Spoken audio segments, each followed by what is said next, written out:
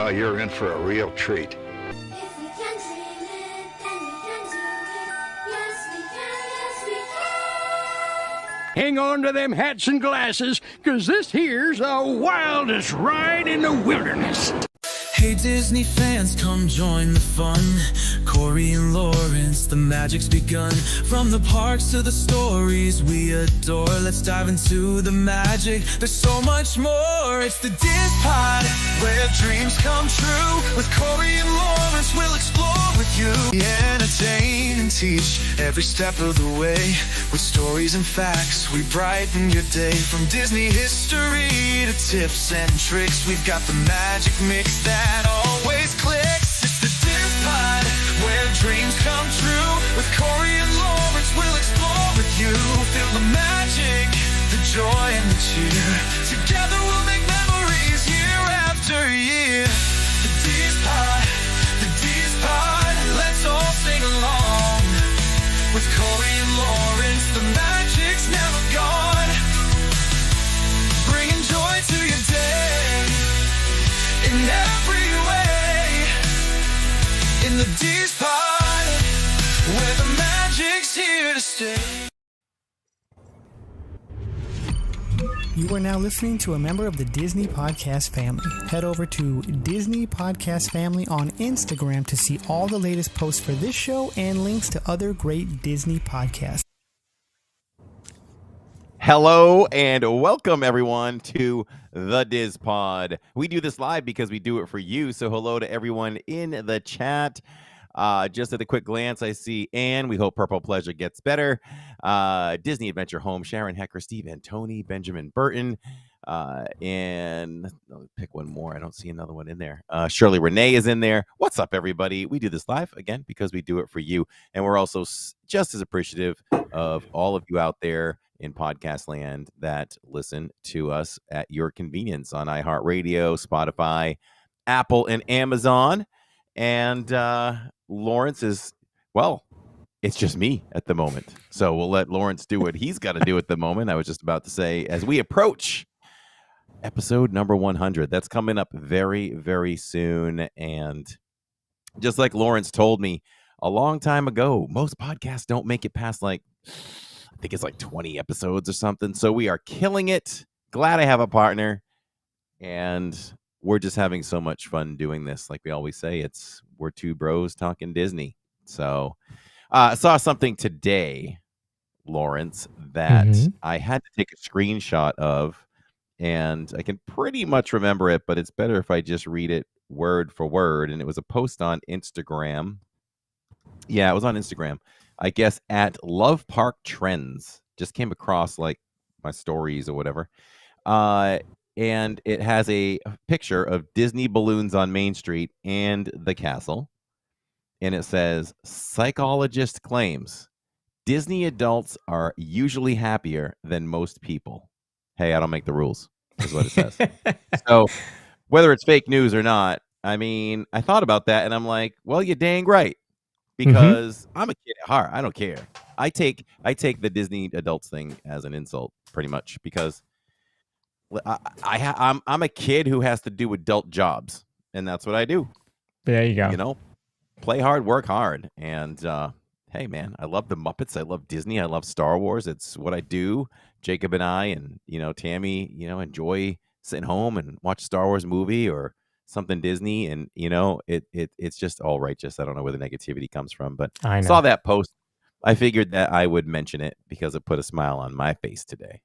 How are you? I agree with you there. Nothing wrong with being a Disney adult. I will wear that term proudly. Absolutely. Me, I'm doing well. Second day on the new job, going well, and just rolling right along. Very nice. Happy to hear that you're killing it. I'm not surprised that you're killing it. Appreciate that. I see some new names I don't recognize. Travel Renee, and I saw another one. Ire Pro. Welcome to the podcast. Welcome. Good to be back. Kind of off the weekend. We've been so out of whack. I now have learned why I have to take Sundays to just chill, because we took Saturday off. Saturday's first time in a long time, maybe 3/4 of a year or more. Mhm. We took a Saturdays off from streaming in the parks. We did Lion King, the Broadway show in Orlando at the Dr. Phillips Center, and went to dinner, ate like pigs. That was fun. Over at I keep saying Round Robin now. Red Robin. I was sending you some photos of those wonderful burgers and all that stuff. If we didn't eat so healthy during the week, we probably would have had a heart attack by Sunday, and we wouldn't have been able to go to Epic. We did Epic finally, and I could talk about it now, but there's not enough time at the moment. So I don't know if we'll talk about it at the very end or what. I haven't even talked to you about it that much, but No. the vlog is almost done. Can't wait to share the vlog. The vlog is an hour. It's an hour long. So Very I think nice. it's going to be a lot of fun. Had a great interaction with the Invisible Man. You may have seen some posts on social media about how rude he is. So he got into it with Jillian and me, but more so him and Oh I. boy. We were nose to nose. I tried to stand my ground. Rob Fuzz is in. What's up, Rob Fuzz? Crockett87. So we'll talk about Epic at the end if you want to know Cool. my opinion of what happened. I'll keep it under wraps for now. Find out if it's worth it, if it's worth the hype, all that good stuff. We'll save it to the end of the show. But more importantly, we are so happy that we have Brian Blackmore back. If you all don't remember, he is the Disney artist that shared all kinds of wonderful stuff. And if you followed him on Instagram after that, I don't think I've liked more posts than I've liked for his. I mean, and he posts a lot. I'm like, how much art does this guy have? I appreciate the stories behind them. And tonight we're going to dive into a lot of Star Wars stuff. We've got to see some of the Star Wars items that he has done. We're going to talk some Star Wars in anticipation of May the 4th, where we will be. So it's another Sunday that I'll be out there, not relaxing. Because boy, I had a rough Monday. It was tough for Jacob and me, but we pulled through. And today was today was good. Not tired, nothing. It was all good. So we're back in action. Had to get in the swing of things. So if you're ready, I'm ready. All right. Go ahead and we can talk May the 4th Disney stuff with Brian Blackmore. Brian. Hello, gentlemen. How are you this evening? Doing well. How about you? Fantastic. I was sitting here listening and to what Corey was saying. I'm surprised I didn't bump into you at the Lion King show. I was there with my 2 daughters and grandson and 2 son-in-laws. Wow. Did you go to the 2 p.m. or the 7? 2 p.m. Oh, wow. We were at the same show.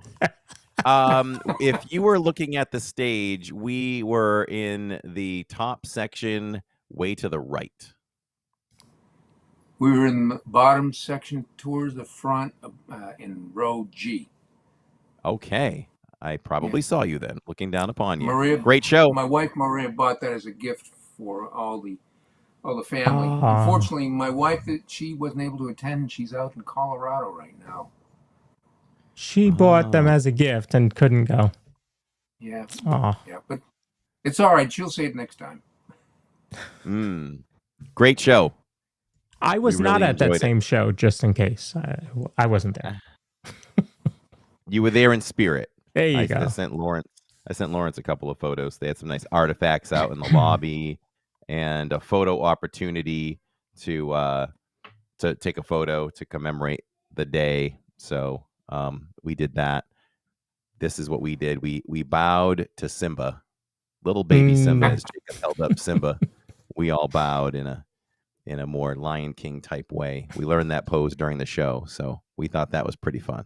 It was an incredible show, and the puppets were amazing. Oh, see, what was great about it was if you were able to make it over to Epcot for Festival of the Arts, they had those costumes on display, so you got to see them up close and personal, where you could almost reach out and touch them. So to see the details in like the zebra and the giraffes and all that up close, you had more of appreciation of the different materials they used and things for the costumes and the drafts are so fluid on stage. You can't even see a human in there. It just beautiful, amazing. I mean, as amazing as the show is, how amazing is it to just look at each unique costume? Very, very mind blowing. Absolutely, absolutely. But that's how Disney does it. Brian, had you seen the show prior, or was this the first time seeing it? That was my first time seeing the show. What'd you Of course, think? the film, I thought it was very predictable. At least I knew the ending. Yes, yes. But no, there was the songs. There are quite a few songs that were new in there, and the jokes. Some of the jokes they changed up a little bit and changed the story. I'm not going to say what they did because there might be some people out there who want to see the show, and I want them to be a little surprised. Mm-hmm. Sure. Yeah, I picked up on those too.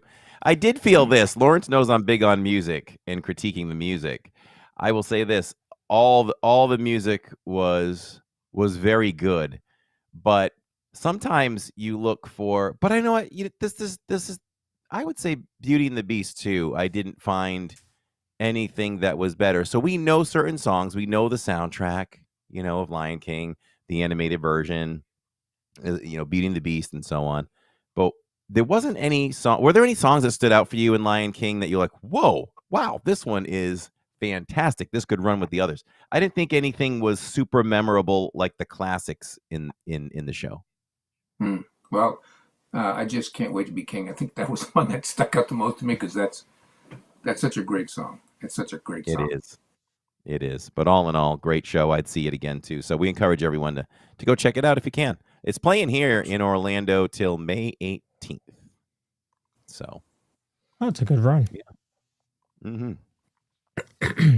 So, being from New York, you would think, oh, he's probably seen a lot of Broadway shows. I haven't really seen a lot of Broadway shows. So, I think the last one I saw was MJ the Musical. Thanks to my brother Nick, who gave it to me as a birthday present. And just want to say real quickly, happy birthday, Christina! It's her birthday today.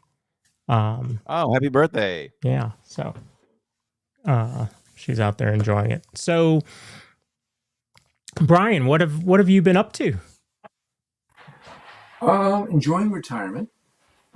My wife and I had been on vacation. We were on vacation about a month ago, and now we're back here in Orlando. And like I said, she's out in Colorado right now, helping with a family member who's has been sick, and so hopefully everything will be great and on the road to recovery.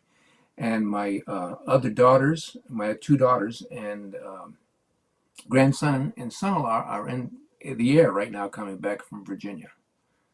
Wow. So Okay. it's So they're passing over me, busy. Probably. Yes.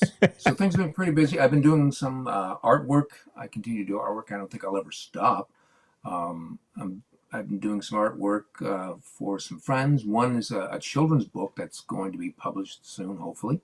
And I'm also painting on pond fronds that I see here in Florida. You can probably see some of them back there behind me. Oh, So I yeah. do that. Oh, is that what that is? Oh, okay. Yes, these are pond fronds. Let me show you. Wow. I thought it was like a sculpture or something. Wow. This is a pond frond right here. It falls off the palm trees. Yeah. And this is Quint from Jaws. That is absolutely him. He's such And a of great course- character too. Got to have the shark too. Uh-huh. Oh, absolutely. So those are some Wow. things that I've been doing to keep busy on the side. It's a little bit different now that you're retired and you're not having to do it for work. Does it feel any different? No, because I always enjoyed doing the work at Disney as well. I mean, Mickey and the gang, I've been wanting to draw them and work for Disney since I was age 5. So it was never really a chore to draw the characters. Mhm. Obviously, the work could be stressful. There's no question because you have to meet deadlines and things. But it still brings great joy for me to draw, and especially the Disney characters. So, for those who maybe did not see when you were on the show last time, give us a little bit of your background. Let's see. Well, where do you want me to go on this one? So, it's a how long long did you story. work for Disney? When Okay. why did you start working for Disney? I started Yeah, what's working. the story behind how you got hired and everything? How did Yeah. that all come about? Well, I was raised in Massachusetts, probably the furthest from Disneyland. And it was in 1964, at the age of 5, that I decided I wanted to work for Disney. And I went into the military after high school because I really couldn't afford to go to college. And I ended up being a firefighter in the Air Force. And then I ended up in Texas after my military time and worked in a warehouse, unloading and loading trucks. And then I managed to get some artwork to Disney, and they happened to have an opening, and I ended up doing freelance work for them. That was starting in 1990. And in 94, they brought me on full time, and I was there for 30 years. And I retired a year ago last January after 30 years with the company. And my job was drawing the characters and designing merchandise, working with the merchandise team and with a group of artists. When I first joined, there were only 10 of us, and it ballooned up to about 80 people, and then it went back down to, I think it's at 40 now, Hmm. the merch department. But our scope of responsibility was doing things for the theme parks, so Disneyland and all the parts of Disney World. Then it culminated into the cruise line, doing things for Hong Kong, occasionally for Disneyland Paris, and of course Shanghai as it came on board. But in the time that I was with the company, I saw a lot of changes and a lot of, Animal Kingdom was built 4 years after I started the company, so I was able to watch that grow, and it was fun to be able to see every day outside of my office window. You could see the Tree of Life being built, and it's thrilling to be able to see that kind of history. Yeah. Right outside your window while you're working. Pretty much, yeah, pretty much. And of course, now all the trees have grown up. You can't see the park anymore from the office, the old office. But Yeah. hey, time changes everything. We were talking about this, I guess it was last weekend, about the merch in the parks and which park had, I don't want to say the better merch, but more variety. And we were saying how Animal Kingdom seems to have merch that you're only going to find there, and it kind of pulls from these outskirts, if you will. There was a nice button down from Coco that I saw there. Hadn't seen that in the other parks. Do you find that certain parks have more variety of merch? Well, I would think that depends on the attractions, the amount of attractions that they have.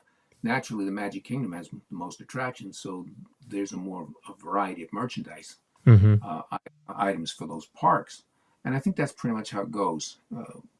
I'm not sure how the selection works. We've only got a short period of time for me to go in and explain to you the tree of development and how we have product developers, and then we have sourcing artists. Sourcers. They source items to particular factories. It's a huge endeavor to do the merchandise for the parks. Lots of partnerships. And if you were drawing something for a shirt, let's say, and it doesn't give away where it is, right? Like it's not, Mickey in a pirate's outfit or something like that. Do you know where that merch will end up during the development? Well, if you're making a shirt with Mickey as a pirate, it's naturally it's going to be at Pirates of the Caribbean. Right. It might get shared at one of our locations out at Castaway Cay in the Bahamas, because there's the theming that's very familiar. It's very similar, being on a ship and having pirates and things. For the most part, we would know where the merchandise was going from the beginning. Our merchant partners would get with us and say, okay, we want to develop, say, a snow globe for Space Mountain. Well, we would sit down, or whoever artist was assigned to whichever merchant, they would sit down and discuss, okay, where do we want to go with this? What do you think would be a good idea, and what do you find that would make something really attractive to our guests. So it's a lot of discussion going back and forth. And sometimes we work, I think I mentioned this in the last program, a year and a half to 2 years out on merchandise items. So there's a lot of back and forth. There's a lot of steps necessary to make that product end up on the shelves. That must be very cool, just walking through, the Emporium or, a gift shop from a ride and being able to see, oh, that one's mine.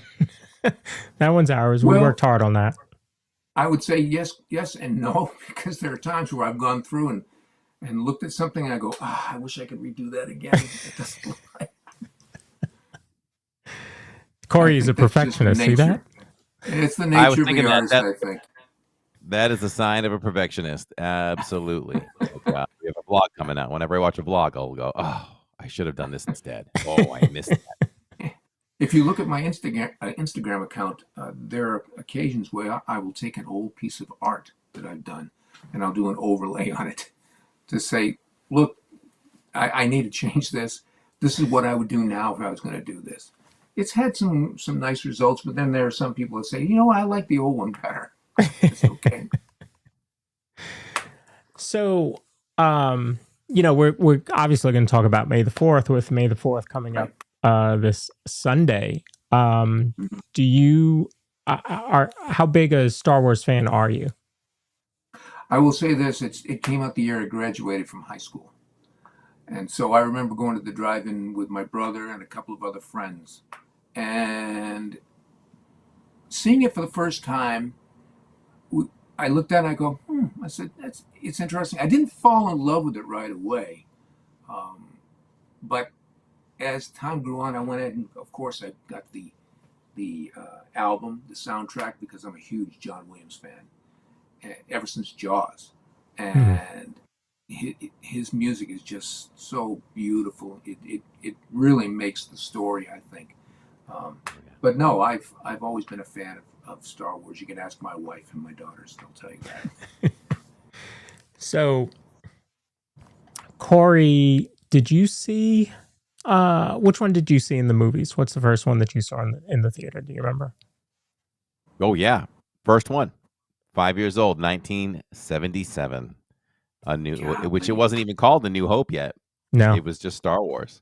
So, yeah, 5 years old. I was there. I didn't know much of what was going on, but I was just like, what is this? I like this. I couldn't tell you the story or anything as a 5-year-old, but, I just remember seeing ships and stars and lasers and droids and characters, aliens, things you've never seen before. So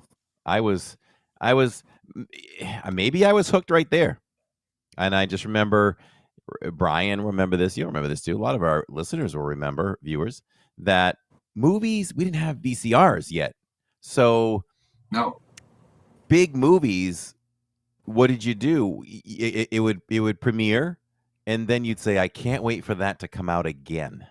Mm-hmm. And Right. then you'd see 6 months later or a year, you'll see this big promotion, show up in the theaters again or on TV, returning to the big screen.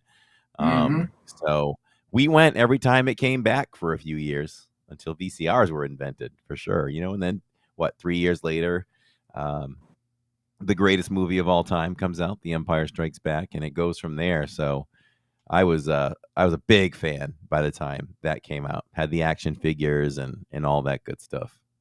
And I agree with you. The Empire Strikes Back is the best of all of them. Yes. I take it a little further though too, and say it's the greatest movie of all time.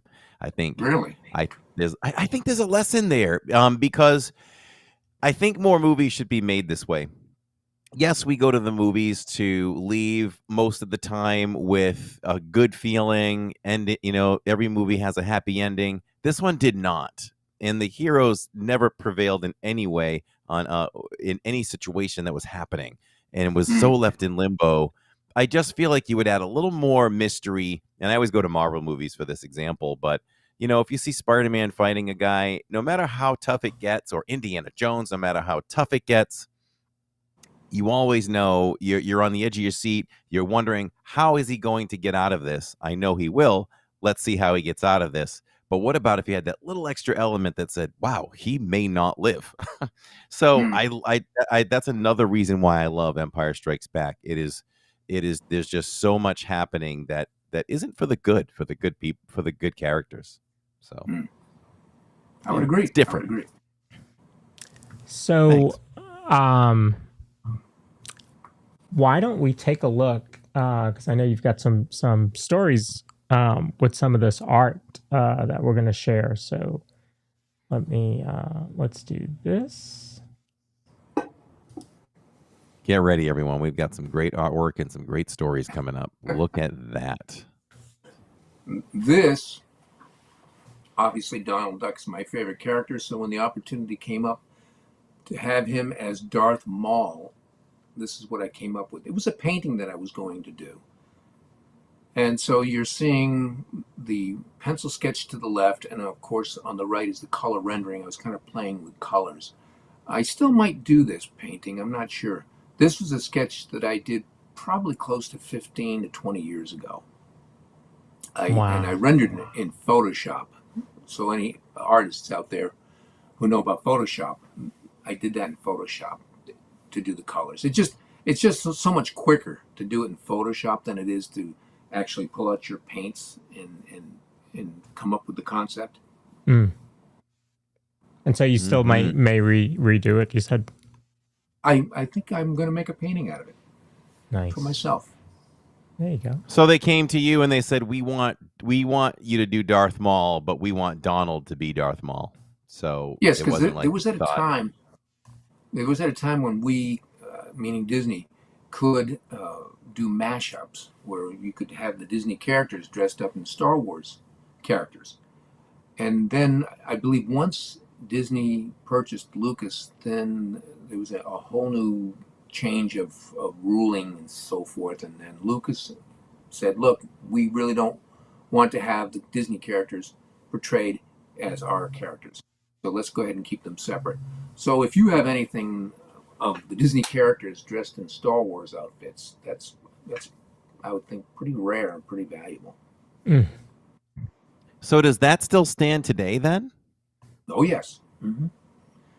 If you recalled on Star Wars weekends, you would have Mickey Mouse dressed up as a Jedi, or you would have Goofy dressed up as Darth Vader, but he would have the boxer shorts on. Do you recall that? Yeah. Can't that was okay back then, but they changed their minds at some point? Well, I think what it was is they just wanted to revisit and to keep their characters pure to the story, and it makes sense. And it's the same way with Disney. You won't see Belle or Sleeping Beauty or any of those characters, any of the princesses outside of their stories. You won't see them wearing bikinis on Daytona Beach. We don't do that. You want to keep the story pure, and you want to keep it to the way it was created. Now, with the Disney characters, meaning the Fab Five, they're actors. That's how they are perceived, as actors. They can be seen in any kind of outfits. They can be cowboys. They can be sailors. They can be anything. But the Star Wars characters, they're to a specific story. And you want to get that pure. Does that make sense? Yeah. I'm blown away by that. I learned so much already. See? Wow. Let's see the next one here. So I was gonna further that a little bit. So would you say that even though Disney bought the rights and everything, does Lucasfilm still have some say in certain things? I wouldn't know that. I just know that when you look at the relationship between Disney and the other companies that they are in partnership with or own, Marvel and Pixar, they kind of are kept separate. They do their thing. Pixar will do their thing. Marvel does their thing, and of course Disney does their thing. I think Disney has done a nice job of keeping things separate. Mm-hmm. Because obviously each of these brands have their set of fans, and the fans expect a certain degree of excellence and a certain degree of storytelling, and so you need to keep those separate. Gotcha. This is something I've never seen before. Goofy as Darth Vader. Well, again, this is playing off the idea of how we used to have Goofy in the parks as Darth Vader, but on a comical slant, we had him dressed up in boxer shorts. And I love how Darth Vader is my favorite character. Yes, I admit, my favorite character in the Star Wars stories. So I wanted to keep him, meaning Goofy, closer to how Darth Vader is. These are preliminary sketches for a painting that I had done for the galleries, and I was kind of playing with the idea, and the one on the right was looking a little bit too intense, and I do have an image, and you'll be showing it with the final painting. And the painting was purchased; someone did buy it, and I just, from a character standpoint, I felt it was necessary to be closer to Darth Vader than to being Goofy. I think that's this one here. Right, and that's how Goofy was in the parks when he was dressed up as Darth Vader. And it's And Mickey I have shorts. seen that. I have seen that one. I'm sure if you go on the internet and were to Google Darth Goofy, you would see multiple images of the character in the park. It was a well-made outfit. When you look at it, they had to make that helmet really large to fit on Goofy's head. Mm-hmm. Right? And then right there, if you look to the left of the reclining Goofy, you'll see that's the finished product, the actual painting. Not the one on the extreme left, but the one that sits in the middle. He's more sedate. He's more sinister. Even the placement of the lightsaber, I put a glow on it, and I had it illuminate my signature down in the bottom. If you'll see that right there. Yes, I like that. I like the way that Nice one touch. came out. Were you? I'm assuming you were happy with that one. Oh yes, I was much Yeah. happier with the way that turned out. And I was in a zone at that time. If you understand the term a zone, I was in the zone. I was painting him, and then it just for some reason just went from my head to my hand, and it was on the board, and I said on the canvas rather, and I said, yeah, that's the image that I want for Goofy. A more sinister look without being frightening. Right. I Meant do to like the be. illuminating your signature there. That's cool. Normally, I M. keep my Black signatures more your wife? very simple. Yes. Okay. She's Hello, enjoying Maria. the stream from the chat. She said she's never seen that one before. My wife Maria has seen almost all the paintings that I've done because I always run them by her. I can always trust in her and give me an honest opinion. I think that's important. You got to have somebody that keeps you grounded. I like that. Absolutely. All right. How about this guy? Yeah, these were again I was exploring some paintings and thinking about poses of Mickey. One of the things, there's certain rules that we have for the characters, and one of them is to not have weapons of any kind, although the rule was we can have them with ray guns and lightsabers because those are kind of like imaginary. We don't have them with any other types of weapon, if you know what I mean. Okay. War type weapons. It's not something that Disney wants. So in this realm, he can have lightsabers and ray guns. I never went forward with these concepts, although I was thinking about it, and I might still do that for myself. Now that I think of it, I have a statue. It's rubber. Probably bought it in the parks over 10 years ago. But it's rubber, and it says Star Wars on the bottom, and I believe it's Mickey as Luke holding a lightsaber and Minnie as Leia kneeling down in front of him. I'm trying to think of who might have done that. I don't remember or recall seeing that particular statue, but it had to have been designed by somebody in our department. Yeah. Wow. If you take me off camera, Lawrence, I'll go grab it and I'll come back and show it. Okay. All right.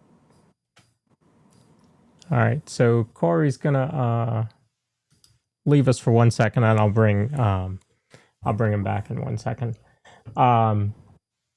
So again, we are chatting with Brian Blackmore. Follow him on Instagram. Does great work. I found him just scrolling through Instagram, and that's why I reached out to him to come on the show, because I was just so excited about what he does. And you all may know that I love people that work for a company for a long time. And I mean, he was there for decades, and I just love that longevity. Just means a lot to me. So let's see. Here we go. Ah, yes. There it is. I do recall that one. Yeah, look at that. I had to have it. And it's real pretty. Does the lightsaber light up? No, it's all as a matter of fact, it's a bank. It's like that plastic bank material. Yeah. But wow, I love it. There's In a the number back. of artists in my department that I could probably guess did that, but I don't know for sure. Yeah. That's cool. It's very cool. All right, let's go back. This is Jedi Mickey Big Fig. And I was asked to design this, and I had a great deal of fun with it. I wanted to make it extra special, so I designed it so that the lightsaber lights up blue. Interesting thing is that it's white. When the light is not on, it's white. And then when you turn it on, it becomes blue. I was very happy with the company, the manufacturers that did it. I had called out certain things that I wanted. I wanted his face to, it's the black section actually. The black section, or we call it the mask and the ears. I had those flocked, FLOCKED, and that's a process where they adhere. It's like a fur to that section, or to whatever section you call it out. So his head, it has almost the same feel as the character that you see walking around the parks. That flocking is what we call it. And then I had them put a nice texture, almost like a burlap texture, to his outfit, his cloak. And of course, I studied and looked at a variety of images of Luke Skywalker to make sure that it was right.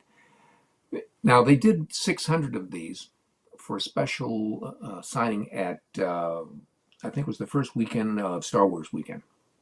So they said, Brian, we need you to sign these. Can you pre-sign these? And I said, sure, I can do that. So there's a warehouse that we have, a merchandise warehouse that we have back on the north side of the property, actually the northeast side of the property. And during lunchtime, we went over there, and then they had all these people lined up to help out. And they were taking out the characters, the statues, and they took out the base, and they put the base down. And then I went along with a marker, a Sharpie, and I signed all the bottoms of all 600. And I did it within, I think it was 2 different periods, lunchtime one day and then lunchtime the next day. And they would set it out, and I'd just go along and sign it, and then they wrap them up as I was going. It was a really good process how it was done. And so on the 300th statue, I left the marker in there, the Sharpie, and said, this is the 300th statue we're signing. I left that in there. And then on the last one, the 600th, I drew a Mickey on the base underneath. And also I put in the Sharpie. Just a little surprise for someone, the 300th and the 600th person. Of course, it would be mixed up somewhere. Yeah, I wanted to surprise them. Idea. I think Disney, that's what it's all about, is creating little surprises here and there outside of the ordinary. That's what keeps things interesting. Yes, 100%. Yeah, well, everybody wants to be number one. I was happy to say those sold out on that first day of the show. Oh, so I was going to say that it's Star Wars Day. It's a great piece. Of course, those things would fly off the shelf for sure. And I have one right back over here on my shelf. I'm curious about the flocking. Why did you want to Yes. do it as flocked rather than smooth? Just smooth resin. Yeah. Because again, I wanted to. If you look at Mickey and you see his mask area, you're thinking of him as being a mouse or a living creature, and that would be fur. Mm-hmm. Mm-hmm. And so that's why I chose that. And again, if you look at the characters that walk around the parks, that same type of treatment, or very similar, is on those heads. Yeah. So I wanted to replicate that, just again to give it an added plussing. And it was Walt Disney who coined that term, plussing. That means to take something and make it a little bit more special. Oh, It really does great. too. That's a nice touch, along with the burlap feel or look to the cloak. Yeah, those are nice touches. Yep. Thank you. It was a lot of fun. Let's see.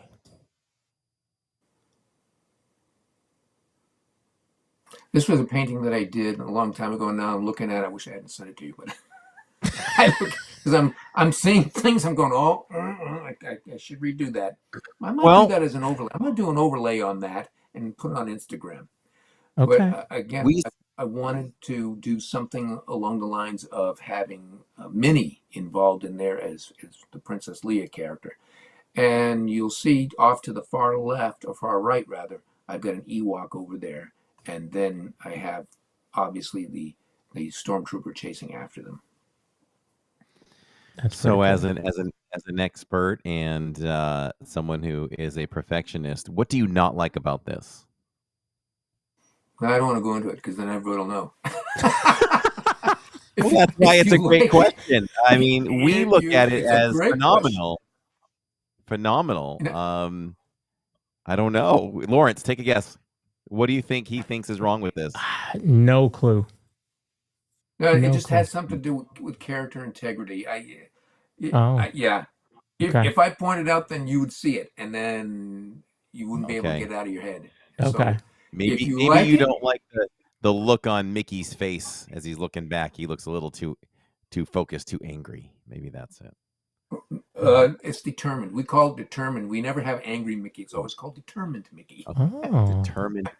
Maybe That's another term that we use at Disney. We have him with a determined look, not with a mean look. Got it. Good to know. That's reserved for Donald, right? That's reserved for Donald. Can Yes, Donald be that's mean? reserved for Donald. Only Donald can have an angry look. Yes. And we know Donald does that well. I do all my paintings in acrylics. I enjoy working with acrylics. I would like to try oils, but my wife thinks it's rather toxic, and she says, "Honey, you're going to have some kind of a ventilation system in your office. I don't want you breathing in those vapors." Mm-hmm. But what I like about acrylics, there's a good and a bad thing about acrylics. One is they dry quickly, which is really cool because then you can appreciate it. Oils will take weeks and sometimes months to dry.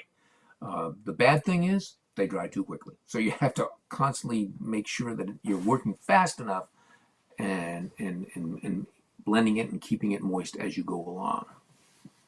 But I've never really had too much of a problem with that because I paint fairly quickly.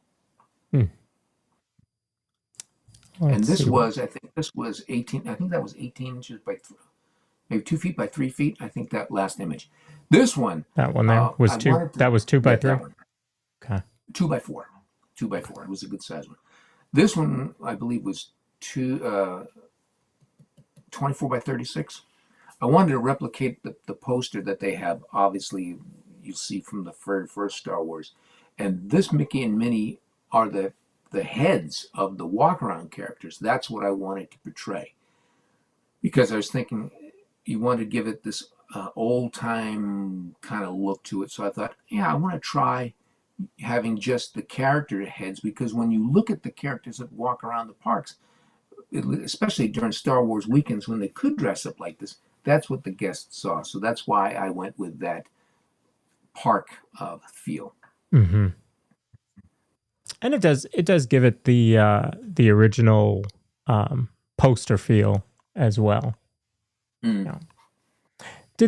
Speaking of that, did the characters in the parks change while you were there? The look, because they've evolved over the years. Were they Okay. always the same when you were there, or did they evolve?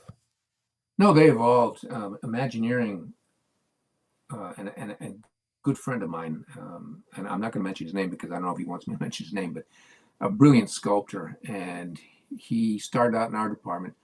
But when he went over to Imagineering, I guess it was at that time that they wanted to start getting into the articulated face where Mickey could speak, and so they had him, I think, redesign it, because when you look at how Mickey was over the years, and especially if you look at him as the walk around character when Disneyland first opened up, they were pretty scary looking.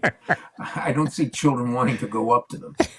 And as the time went on, obviously there were more designs, they became more lightweight, and the faces became more appealing. I really liked the Mickey of the 1970s and 80s. And then this artist, I'll say Robert is his first name, he took it to another level. And pretty much when you look at the older faces of Mickey Mouse, the eyes are out, like kind of like this. They're centered on the pupils, and it almost has a deer in the headlights look, if you will. Yeah. So Robert, if you look at the new Mickey, you'll see that the pupils are more towards, they're grounded and towards the center. So it gives it a more of an appealing look. Very cool. Just a slight change, and it just. That's it. That's That's all it takes. Yeah. Just a slight adjustment. And if you look at he has eyebrows right there. Mickey does not have eyebrows anymore. We don't draw Mickey with eyebrows anymore. Oh. Oh yeah. Oh, Take a look at your headset, Corey. You'll see Mickey on there does not have eyebrows. he doesn't. Okay? That's a little bit of information to share with you. Some more Disney trivia. Does Mick? So on the show or in a chat, I'll put up a poll. Does Mickey have eyebrows? And we'll see how many people say yes and how many say no. I probably would have Because said it yes. depends on which Well, one he they does. It see. depends. Yeah, it depends on the era. It depends Yep. on when people grew up and when they watched Mickey. That's right. Speaking of This- Angry Donald, Angry Donald, yes, absolutely. This was intended to be a keychain bobblehead, because there was a period of time where at Disney, and I think pretty much anywhere, Universal, I'm sure, was on that boat too, where you had keychains, but they called them bobblehead keychains. And the head served as the point where you'd attach the keys. There'd be a ring off the top of the head, and that'd be your keychain. And you could take the character and shake him like this, and his body would just go back and forth. It's like a bobblehead. So they were thinking about, meaning the merchants, were thinking, hey, maybe we could do Darth Maul or Donald, Darth Maul. How's it? Donald is Darth Maul. I would call him Duck Mall. That's what I would call him. Darth Maul, yeah. Duck Maul. Mall. That's good. I like that. So anyway, I had to do, in those days, before we had digital sculpting, which is an entirely different subject. Back then, we didn't have those. So we had to envision in our minds how we were going to draw the characters. And so I had to create a blueprint of sorts so that when the sculptors would see this blueprint, then they could sculpt the character. I'd have to go in there and make the dimensions, say, okay, I want him so tall, maybe 3 inches tall. I'd have to get very specific with the sculptors so that they know exactly what I was looking for. I don't think this was ever developed. So you're seeing this as a concept. It was never developed. Oh, that's too bad. He looks great. yeah. Thank you. So this next one, was this a play on that since it wasn't developed as a keychain? Yes. Okay. Yes, there was a series of things still done. This was the cup, a mug, and this is the actual mug. I had to do turnarounds of that, and this was the final product. And I was really pleased with the way that it turned out, and the guests responded nicely to it. Mickey, or rather Donald, makes a great Darth Maul. Yeah. He does. Perfect character selection. That's a mug you don't have, Corey. I do not have that one. That's not one I Are would you- give away either. No. No. That was a lot of It would fun. be great. And now this is myself. I'm on the right-hand side there, and then the other artist, but his name is Alex Mayer. And the gentleman in the middle, of course, we all know is Chewie. So Chewie, for Star Wars Weekends, was actually a cast member, and his name was David. I can't remember his last name. I think it might have. I'm not sure. I can't remember. It's been so long. But he was an artist that worked out in the parks, and he was on the Watch Artist program. But he was so tall, and they were looking for people to portray Star Wars characters, and he got the gig. And he came over to us. This was taken in the animation building at the studios, because that's where our offices were at that time. And he said, "I'm coming over," so we could see him in his outfit, and we had our pictures taken with him. And I'm 5'11", 10.5 to 5'11", so he's pretty tall in that. Yeah. outfit. Wow. And let's pull that one up. This was taken back in 1995. As I explained to you, if you look to the right of the table and you go up to the large gentleman in the middle, that's David Prowse. He was the body of Darth Vader. And then two people down from him, where you see the shorter man, that's Kenny Baker, who portrayed R2-D2. That and the rest of the people were from the department at that time. I'm right next to Darth Vader with the red tie, and I purposely arranged to be sitting next to him.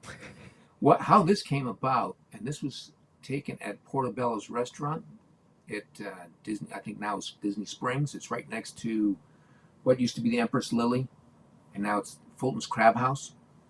And we went there for lunch. There was no one in there. It was just us. And I'm sitting next to Darth Vader, and I'm kind of geeking out, obviously. I never would have thought that being at the drive-in with my brother and friends, if he had told me that I was going to be sitting and conversing with David Prowse, Darth Vader, I would have told him, "No, you're crazy. You're nuts." But what had happened and how this came about is there was a Disney. It was actually this person was portraying themselves or representing Disney, and they weren't Disney representatives. And they had approached David Prowse and Kenny Baker saying that, "Hey, we're going to have a Star Wars celebration, a 20th anniversary, and it's going to be at Disney World." Well, that wasn't the case. And so they met with some of our leadership at our offices. And I remember our director came by my office, and he says, "Hey, you like Star Wars, right?" And I said, "Yeah." And he says, "Do you know David Prowse?" And I said, "Of course I do. I mean, I know the actor." And, "Yes, of course." And he said, "And Kenny Baker?" I said, "Yeah." He says, "You know who these people are?" I said, "Of course. I think any Star Wars person would know that." He said, "Well, they're sitting out in the lobby right now, waiting to come in and talk to me." So myself and a couple of the other artists who are Star Wars fans, we thought, "Hey, let's go out there and see if we can see them." So we did kind of like that thing where, when you're at a restaurant with your wives and they all go to the ladies' room together. Well, this is kind of like this. All the guys, we all went to the men's room together because we had to go past them to see them. And we walked by, and you do this looking out of the side of your eye kind of thing. And of course, we went over and stayed over there for a couple of minutes because we didn't want to think that we were crazy, and we walked by them again. So they both came in, and they were talking with our director, and one of the artists said, "Hey, how about if you just if we could meet for lunch?" This was on a Friday. "Maybe we can meet for lunch sometime." And he said this to David Prowse, and of course David Prowse was an English gentleman to the full extent, and he said, "Well, that would be lovely." So we didn't think that he was going to do this. We figured he was too busy. Well, Monday rolls along, and David Prowse calls the artist, Mark, and he says to him, are you still available for lunch?" So Mark ran to all of us and said, "Hey, we're going to go to lunch." So the other Mark, our boss, said, "Let's go ahead and arrange for all of us to be there." And so this was our department at that time. Now I made sure that I sat next to David Prowse because I had something special that I wanted him to sign. And so we talked. And of course the conversation was really cool because he was talking about his role as Darth Vader. And these are things I think a lot of people already know, that his voice obviously wasn't impactful enough. So, of course, oh my gosh, the voice for Darth Vader, please. James Earl Jones. James Earl Jones, of course, thank you. James Earl Jones, the greatest voice in movie history, I think. Yeah. So he was relating these stories to us, and of course I asked him, well, one of us asked him, how'd you get your role as Darth Vader? And of course at that time, David Prowse had already been in movies, and he was in a lot of the famous Hammer horror movies, Frankenstein and all those others that were coming out of England. And one of his things in England is that he was the safety superhero of England. He would go around to all these kids kind of dressed up like Superman, except the outfit had a green, and it was green cape. And he became very popular in England, and he was a bodybuilder, big guy. Not very tall. I mean, he wasn't as tall as people think. He was probably 6'3", 6'4". He wasn't 6'9". When he put the shoes on, the boots on, yeah, then it made him really tall. But he was about, I'd say, as I recall, he was about 6'4", 6'5". So anyway, he said, yeah, I got called in for this interview, and I'm sitting across from George Lucas and several other people, and they said, well, look, we have two roles in mind for you. And he says, okay, what are they? He says, well, the first role, George Lucas had said to him, well, the first role is kind of like, you're like a sidekick. You're this hairy guy that's kind of like a sidekick. Obviously, he's talking about Chewbacca. So then David Prowse said, okay, well, what's the other character? He said, well, you're kind of like the villain of the picture. And he said, I'll take it. And then he said, well, don't you, why do you want to take this? Why don't you want to consider the other one? He says, no, I don't. And they said, why? He says, well, because everybody remembers the bad guy. And he was right. I mean, Darth Vader is probably the most famous villain of all time in movie history. Absolutely. Mm-hmm. And so he was a very gentle giant. And he could sure eat. He had the soup, the salad, the entree, the dessert, the coffee. He was. He could put it away. Then again, he's a big guy. So I had mentioned to you that I had something I wanted him to sign, and I've had this probably 40 years now, and it's a Don Post mask of Darth Vader, and I had him sign it on this side right here. Wow. Hang on, I'm going to go a little larger. So yeah, he signed that for me. The Force is... What does that say? The Force is... The Force is strong in you. Mm-hmm. Oh, the Force is strong in you. Wow. Very nice. I mean, my heart's beating a mile a minute listening to that story. But it was very cool. Looking at that. And it was very thrilling for me. And I was just brand new with the company. I'd only been there a year.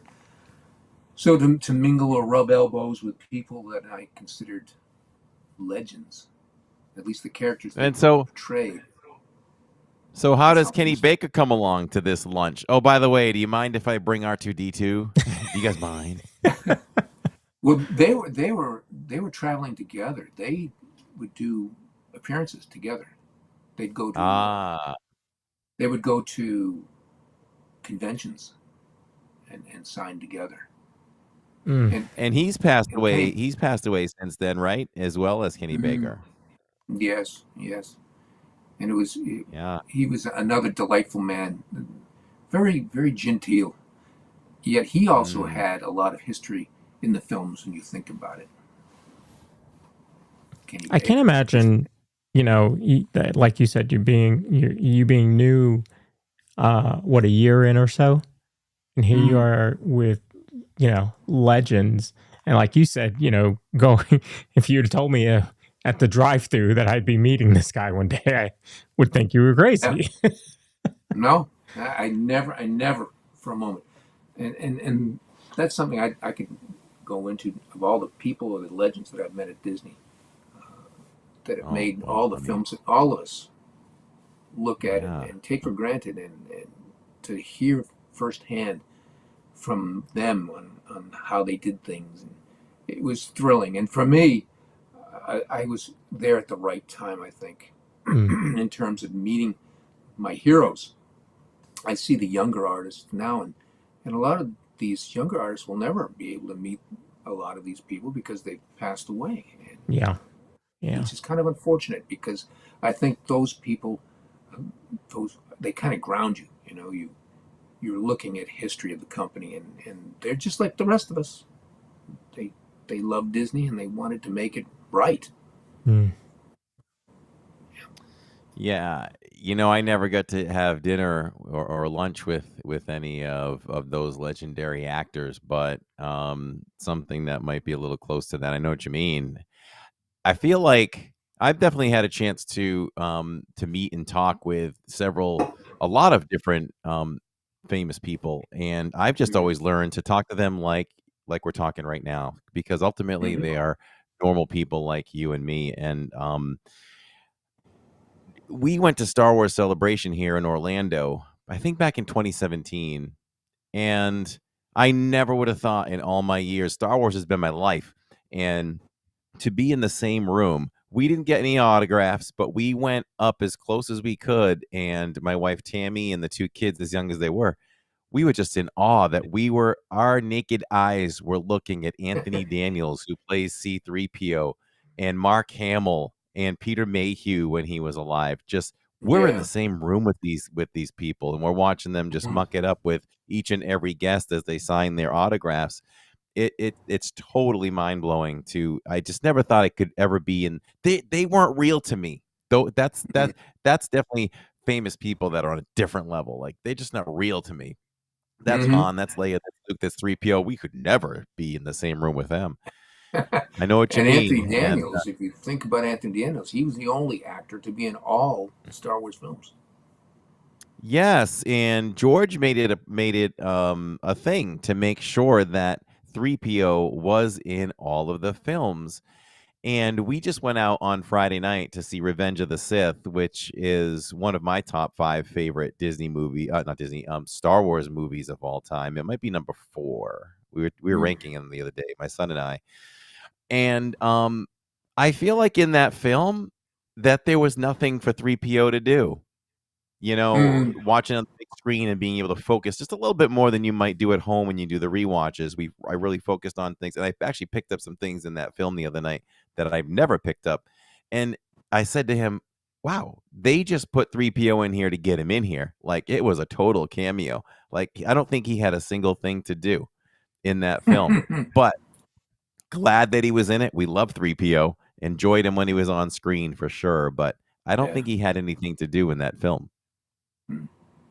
But it is amazing when you think about how Anthony Daniels has been in all those films, how many years that has transpired from that very first film in '77 to all the way to the end.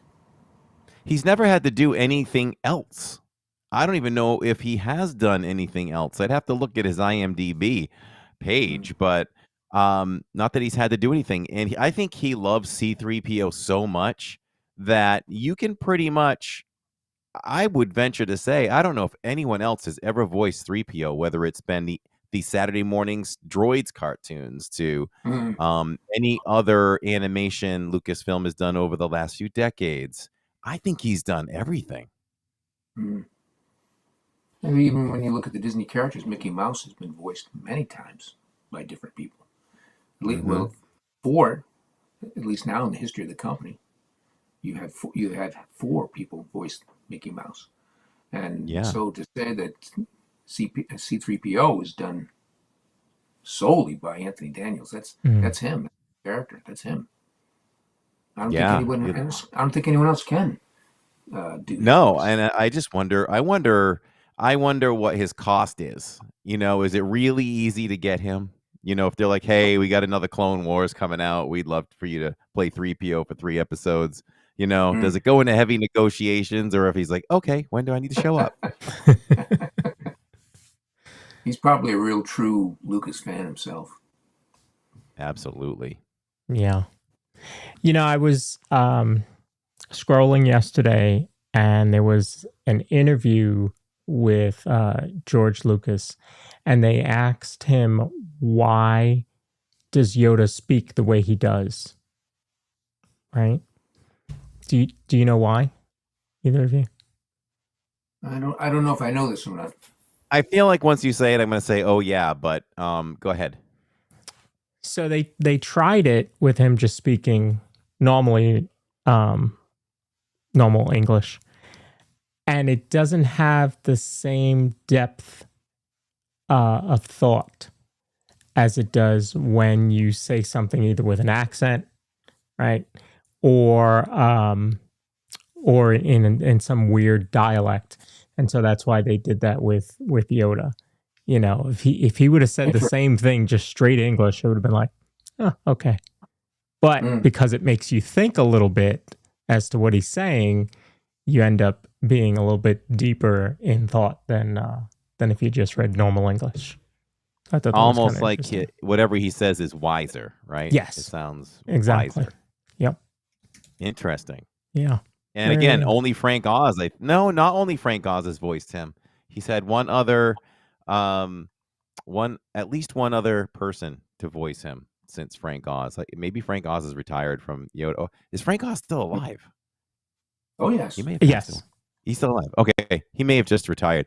Doing Yoda, I mean, I don't know what his voice is like now, but doing Yoda really takes a toll on my voice if I try to do it. So maybe he has a trained way of doing it, so he can do it for many hours and in years and not ruin his voice. Yeah. But we went to an after party at Celebration and got to mingle with some of the creators of Force Awakens, and my son got to sit on the couch and talk with the few guys that created BB-8 from scratch and another character. Really? So yeah, that was pretty cool. Yeah, I threw out my own audition. Yes. I was like, "Where were you? You were over on the couch. Who are you talking to?" "Oh, I was talking to the guy that created BB-8." I'm like, "Oh, that's pretty cool." I was trying to pitch they had just switched over to Yoda a year or two ago to the different voice from Frank Oz, and I was trying to do my best to say, "Hey, if you ever need an extra Yoda," they said, "I think we got it handled." I'm like, just so you know, I'm down for that. Don't give up. Don't give up. No, that's true. Decide you must. You see? That's pretty good. Speaking of Thank you. voices, there was a chat in here that I meant to highlight. Let me go back. The chat is having fun tonight, Yes, especially they are. people that know Brian. So there's a chat in here that says, "Do that voice from Aunt Maria." Do the voice from Aunt Maria. Well, the message is from Aunt Maria, I'm not and following. says, "Do I know that that's- voice." It's some voice, I guess, that you do. I don't know. I don't know. Unless they're talking about doing Darth Vader's voice, I don't know what they're talking about. They'll have to explain it better than that. All right, we'll see. We'll see. Who was that? The arrogant monk. So if you're still in chat, let us know what voice you're talking about. All right, so let me see if I can pull this up real quickly. All right. Fly Girl wants to know who played Darth Maul. That was Ray Park. Ray Park Yes. Jr. So that's a little something I regret. So we're at Star Wars Celebration and we're having a burger or whatever. We're trying to eat some lunch in the middle of the day, and they had the stage in the middle. And there's a guy up on stage talking with the host of Celebration in the center, and there's a guy doing a lightsaber demonstration, and come to find out it was Ray Park, the actor that plays Darth Maul, doing a demonstration, and here we are just eating a burger. Like, oh yeah, there's Ray Park, and I regret not taking the kids over there and getting a much closer look at that. And did you see X-Men? Yes, He was Frog. He was the one that would shoot his tongue out. Oh, that's right. You know, I don't think Yes. my son knows that.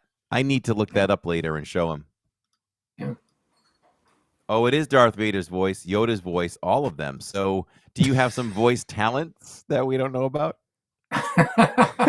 um, I used to play around the office and tease some of the people. I would do a Darth Vader, and I would just take I usually use a cup like this, and I would walk up to behind somebody. I'd say, "The Emperor is quite displeased with your lack of progress."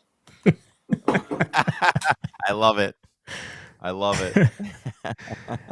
That is awesome. But then again, Darth I like Vader's voice is pretty easy to do. I mean, it's all deep down here in the throat, guttural kind of. Right. I heard somebody come Right. into my door here. Hold on just for a second, see who it is. All right. Sure. And I'll pull up the wait, you want to start with food? We'll talk about the food first for May the 4th. Yeah, let's get into the food. Excuse me, because we are definitely going to try to get into some of these foods, get our hands on some of these foods. That's one food I will not get into. It's Mhm. it's so cute. It's cool. It's something that shows up year after year, but it really is just a churro. I'm Yeah. not a big churro fan. You want to know the main reason why I'm not a churro fan?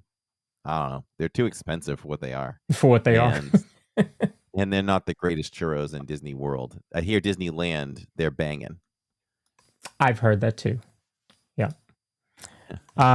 Okay, so in Hollywood Studios over at ABC Commissary, Fairfax Fair, Pizza Rizzo gets in on the May the 4th action today, this year, as its final salute, I guess. And Rosie's All American Cafe. Now it says May 4th through the 31st that they're all going to be there. That these items. Oh, so they're going to go longer. Okay. Yeah. Yeah. Do we know what that white thing is in the top top left?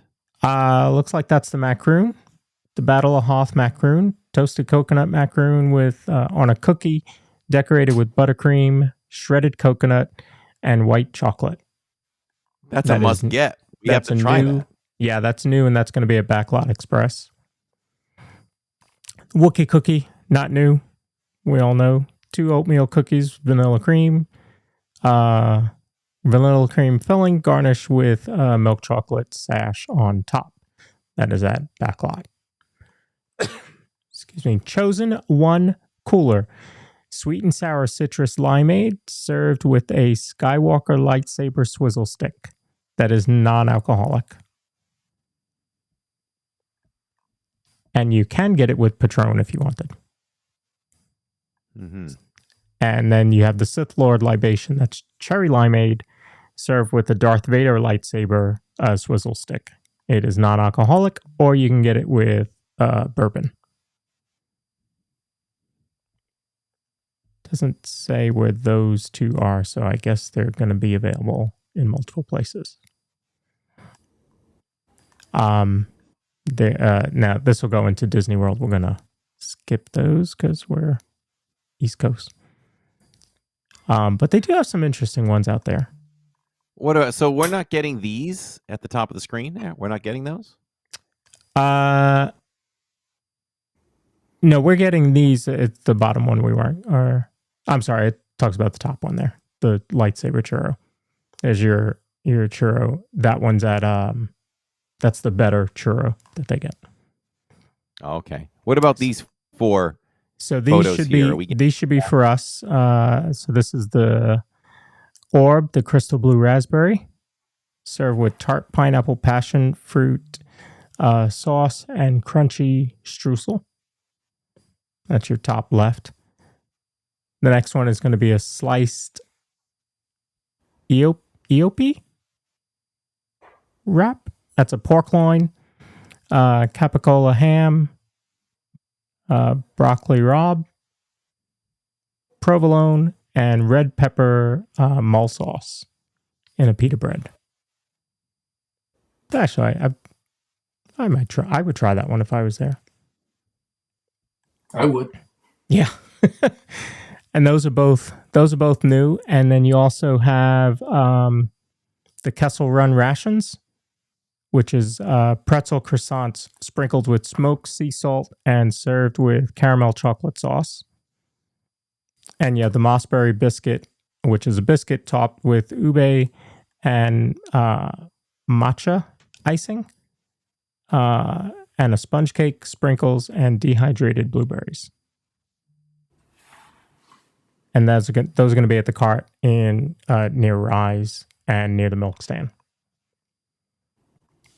So any of those you'll be trying on the 4th. Now, it again does say through the 31st, so they're going to be around for the rest of that month. Yeah, so if we miss something, we can always go back and try it. Yeah. I'm willing to try any of that stuff. So it's May the 4th. You got to go all out. Yeah. And the good thing is, if it's not only if you miss it, but if it's good and you want to get it again, you can. That is true. That is true. I do have a listing here too of where everything is, so we can find it a little bit easier. So yeah, the Slice the Opie wrap is at Docking Bay 7. The Kessel Run rations is at the milk stand. The Mythosaur is at Oga's. I don't think you showed that. Maybe we can get ahead of you. That's there it that is. one there. Yeah, that's on the Oga's screen now. Cantina. That's passion fruit, orange, guava juice with a splash of lime juice topped with Estate 8 rum. Gentlemen, this all looks very delicious, and so much that I'm going to go enjoy my family. My family has arrived back from Virginia. Sounds good. Thank you for having me on the broadcast. You guys are doing a great job. Thank I love you. listening. Thank you. We appreciate you being here as always. Yes, we do. Just so, great stories, and the art is just amazing. So we will definitely be Lawrence. talking Thank to you you, Corey. again. Thank you very Absolutely. much, You can Brian. count We me. appreciate you. We'll Thanks see a you lot. again Take sometime. care, Take care. You too. You and may too. the 4th be with you. Yes. Yes, sir. And with care. you. Oh, good one. Very cool. I know. Very good.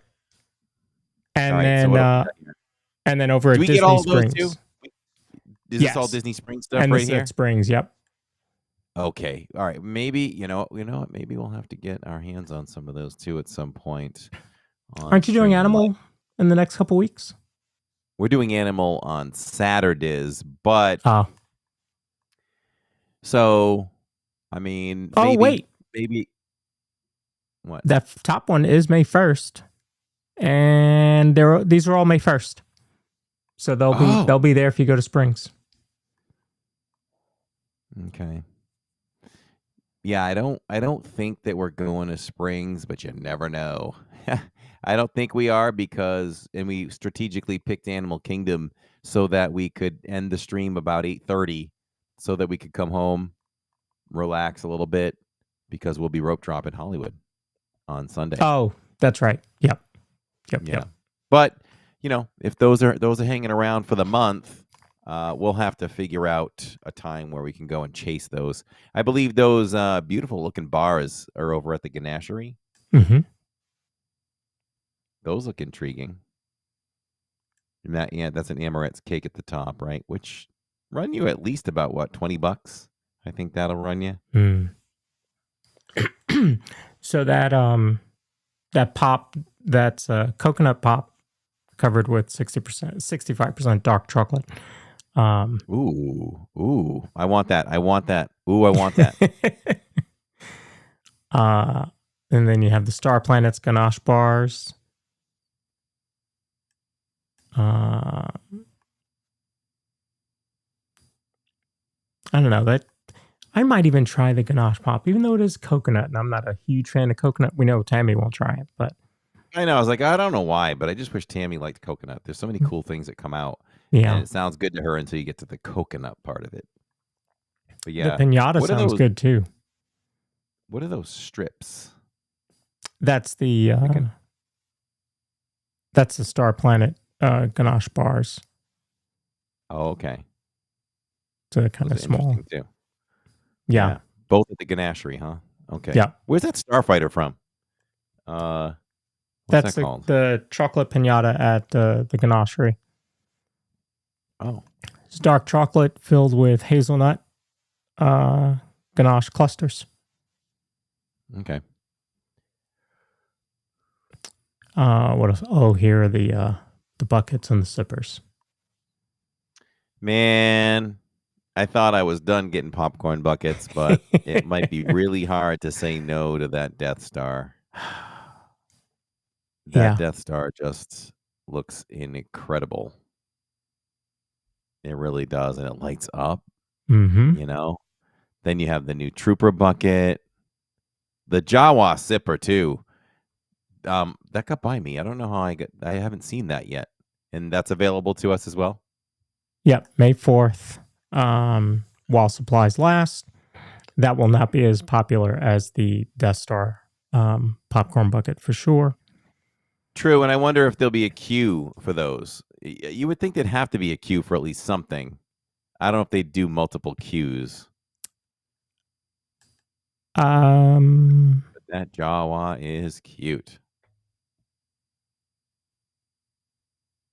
Same Comes mobile with a order. fountain. Limit 2 per person per transaction. And it will be mobile order. Yeah, at the store across from the milk stand, but it's also available in other locations. So there will be queues for it. So that one's going to go fast. Sorry. Oh, Steve and Tony. Steve said we'll actually we're staying on property May 16th and 17th. And we're having breakfast at Springs on Sunday morning, the 18th. So we can go over and check out those chocolates with Oh, Steve. Good. All right. Fun. I should take And the next day off. What do you think about this Stormtrooper popcorn bucket compared to the one that we got the last time? I think I like this one better. Okay. I think I like it better. The quality of it looks better, which maybe it's not. I don't know. It just looks like a better made helmet than the other one. I like that one. But I won't I can't get it. I can't. Man. We spent so much money at the Lion King on merchandise. I thought we'd go in and just look at stuff maybe or buy one little thing. T-shirts were $45 over there with no That's an annual expensive pass shirt. discount. And you know what? Every family member wanted one, so Mhm. that was the base price of what I spent over there, amongst a few other things. But That's an expensive you shirt. rest assured, we'll all be wearing our Lion King Broadway show shirts this Saturdays at Animal Kingdom. So I like how that everyone worked will get out. to see 'em. Yeah. Okay. If you want my opinion on this merch, I think it's my least favorite out of any year. I don't know what everyone thinks in chat. That T-shirt is fine, but not the best I've seen. That's pretty cool. The long sleeve is better. That's pretty cool. That is pretty cool. I think the red one though, it's not bad. Don't get me wrong. I'm just trying to decide where I spent so much money at Epic and Lion King. I might have to be a little frugal. So it's good. Those are nice shirts. Those are nice. I just don't think they're as good as in recent years past. I think that there's been better stuff, but it can't hit every year, I guess. So you haven't come up to it yet, but I'll say what I do have my heart set on as far as merch goes. Love the hats, but I just bought a hat at Epic the other day. So you got to get something with May the 4th on it though. So I've got to pick and choose something that I want to get my hands on. Is it the bag? Are you buying the bag? Oh, getting the you bag? pegged it. You totally pegged it. I am not a bag guy, especially bags that size. You get the pin. Pin's pretty cool. I'm not a pin collector anymore because I'll get in trouble. I was thinking about that. Maybe the magic band. It's been a while. The Magic Band's very nice. Very Was well it done. last year that I think. we were supposed to get a Magic Band and didn't, or was it the year before that? Like we couldn't find it anywhere. I think it. Oh, good question. Jacob would know right off the top. Wow, I don't know right off the top, but I know that it ended up turning up and went straight to the Character Warehouse, and we did get it.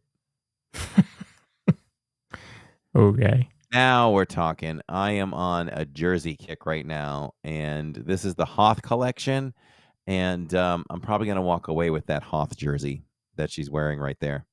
There's a Loungefly, there's ears, and I don't know if it's listed there where you're looking at it, if there's anything else that's with that collection. But yeah, it's always an exciting time to go in and look at the merch. I'm excited to see it in person. Mhm. I'll probably get caught up in the moment and buy everything I said I wouldn't buy.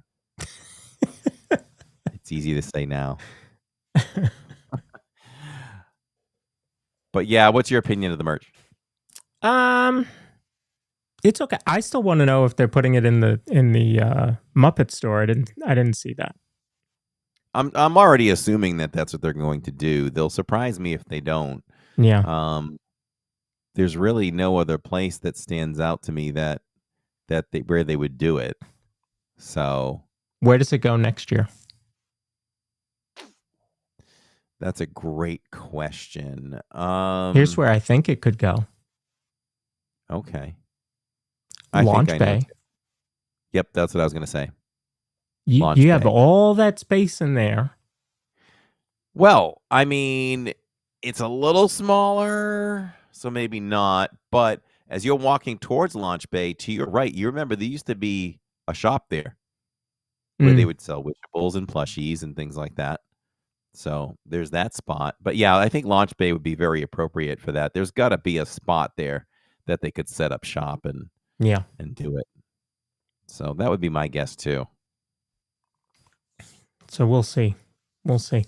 Well, this will be a very interesting this week in the parks because you weren't in the parks on Saturday. Not live. No, we were not. But we were at Epic on Sunday. So if you want to touch on that before we get out of here, we can do that. Yeah, Pamela says I look blurry. Do I look blurry? you do. I do. Oh, well, we can Yeah, I try to don't know fix why. that. Are we I'm gonna good try now? something on my end. All right. I think it could be my end. Oh, okay. I'm watching the stream on my phone, and let me see. It looks fine. But I've been looking. Oh, yeah, I do see that. Yeah. All right. Well, hey, talk to the people. Maybe I'll go out and come back in. All right. So I didn't do anything on Saturday. So let me ask you while we're waiting for Corey to come back. This will be the first Saturday coming up that we do not have a pre-show, because I will be my new job does not allow me to be with you guys on Saturday afternoon. Yep, that's better. I think you muted. Nope, there you go. Okay, good. So yeah, let me know, do you want a longer post show because of that? You tell me. So I'm enjoying the post show on the way home. I'm just tossing it on, and I'm just enjoying the nighttime spectaculars and all that stuff. It's getting me almost all the way home, so I'm loving it. Nice. And I can just picture you having fun. Like I'm thinking is, I know what you're gonna play, and then something, I think now and then, you'll decide, all right, I got something else for you all, and boom, here comes something else. Epcot with the, whatever. So I love that. I'm having a good time. So Corey and I really have not spoken about Epic. Actually, we haven't said a word about it, have we? We have I not. don't think so, no. And I figured we would leave it that way for the show, but yeah, give us your thoughts, and then I'm going to talk about the news that we heard about today. Okay, that sounds good. Might as well throw our sponsor in there right now. If you're looking for a home that offers the perfect blend of luxury, comfort, and convenience with Disney World in your backyard, Victor Naraki is a licensed realtor with Vision Home Real Estate LLC, and he is here to help you find the home of your dreams. With over 15 years of experience in the Disney area home market and a proven track record of success, Victor is the perfect partner to guide you through every step of the home buying process. So why wait? Visit celebratingflorida.com today to learn more about Victor's exclusive range of properties and schedule a viewing with Victor. Your dream home is just a click away. And if you are ever planning on staying maybe not on Disney property, we got a great spot for you. We have a video on our channel for it. This is a Disney Adventure home. It's a spacious 3-bedroom, 3-bath townhome in Windsor Hills Resort, just 6 minutes from Disney. All of the shopping that you need to do maybe to stock up and use their full kitchen. They have a private pool with Mickey on the bottom, and it lights up really cool at night. Totally private. And all accommodations for like babies. They have high chairs, Lawrence. They have all that stuff stowed away in the closet. Super comfortable beds, 3-bedroom. And they have all these amenities just down the road in the community, water slides, pool, all that. And prices vary, but it can start as low as $1. Oh my God, $149 a night. And so we've stayed, we love it, we endorse it. So you can always check out that information in the description of any of our videos. So Epic. So Jacob has been talking about Epic for a long time, and since it opened to previews and you were able to go on the app and study wait times and all that stuff, and we call ourselves park pros because why wouldn't we be? So I figured he would show me wait times and we'd start to formulate a plan. And so we had a plan going in, but the plan is always built in with pivots. Okay, this is what we think based on what we've looked at for wait times and everything, where we should start. And if something else dictates that we need to do something else, we'll do it. We'll talk about it, and then we'll do it. So, and we had Shirley there with us too. So Shirley was able to interject a couple things here and there that she'd been reading online as well. And yeah, I'm blurry again. I don't know why, everyone. I think we might just have to stick it out, huh? I don't know what the problem is with that. I'd probably have to reset the whole computer if I did. But at least you can all hear me pretty well. I don't think I can do much at this point, but thank you. But you said it's better now? Yeah, it's a little better now. So you're good to go. All right. So anyway, so we did that, and the night before it was like cramming for a test. I went through some videos and that was strictly dealing with food for Epic so that we had some idea, because it really boils down to a trip to Disney or something. There's a level of where you want to be surprised about things, but there's also how efficient do you want to be? How surprised do you want to be? Like you could be so unprepared that your day is less efficient, you get to see less, and you may have missed out on a really great dessert or a dish. So let me ask you.